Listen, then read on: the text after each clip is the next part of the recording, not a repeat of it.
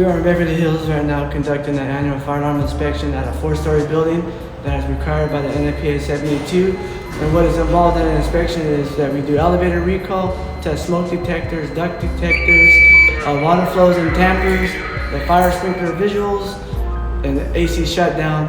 That's really all really consists of that annual fire alarm inspection.